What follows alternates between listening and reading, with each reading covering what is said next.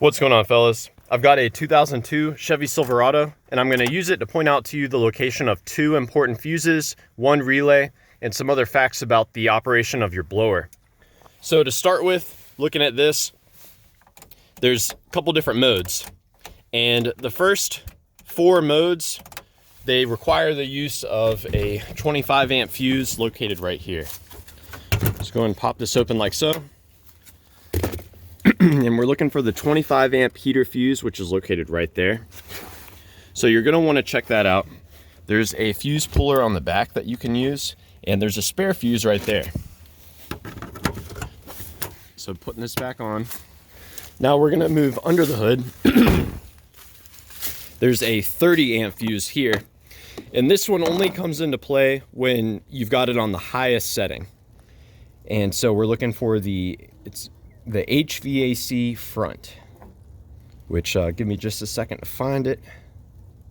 It's going to be this one right there, that 30 amp fuse.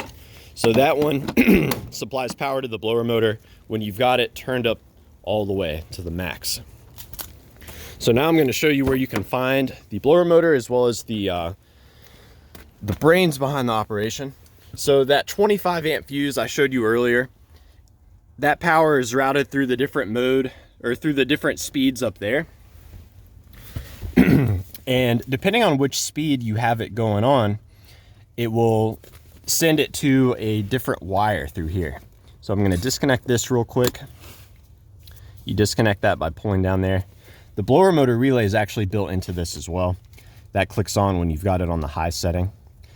Now, this fat wire, the fattest orange wire all the way to the left, that contains the power from under the hood, that 30 amp fuse. The black is a ground. And these different wires, they get powered depending on the position of the speed. So I know that this orange one gets powered when you're on 5.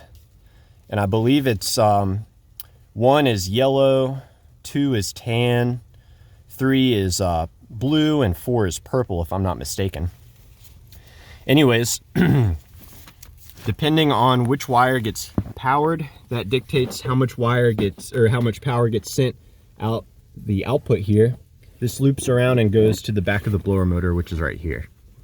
So you can use a voltmeter on here to check to see if it's receiving a power and a ground. There's your connector right there. And if your blower is receiving a power and a ground and it's not coming on, you can try rapping on it to see if it'll get unstuck. Or you may just want to go ahead and pull it out and see if there's anything obstructing its movement. You can hook this up to a replacement one and see if that works. So yeah, anyways, I hope this was helpful to you guys. Let me know if you have any questions, or more importantly, any advice about troubleshooting the blower motor on your Chevy Silverado.